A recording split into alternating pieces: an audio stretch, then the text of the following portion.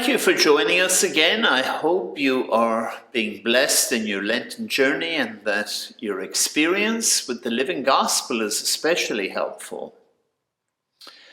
I love the story in our devotional of Father Joe's humbling seminary experience. I can really relate to that. How quick I have been at times to judge another, and the great tragedy is I have usually judged them not by God's standards, but by my own.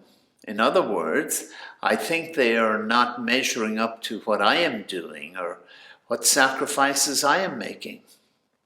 Father Joe's story and the beautiful gospel episode casts a wonderful new light on how insidious my behavior is at times. Each of us is blind to so many things in our own lives that are so clearly visible to others. How I wish I could remain more conscious of that on a daily basis. It would make me a much better and humbler person. Just realizing how patient others are with me and my idiosyncrasies has the potential to make me a much better person. The great teacher Thomas Merton said in one of his journal reflections, "We are blind and subject to 1,000 illusions. We must expect to be making mistakes all the time. We must be content to fail repeatedly and to begin again to try to deny ourselves for the love of God."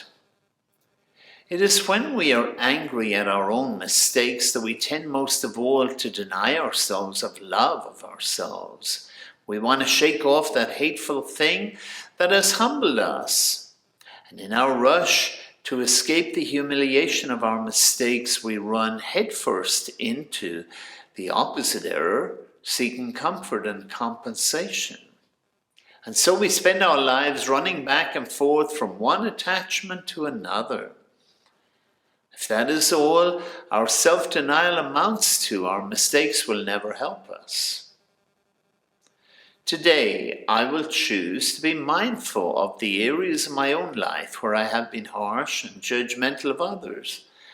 And I will ask God's mercy and forgiveness, and I will ask Him to open my heart to His ways, not mine.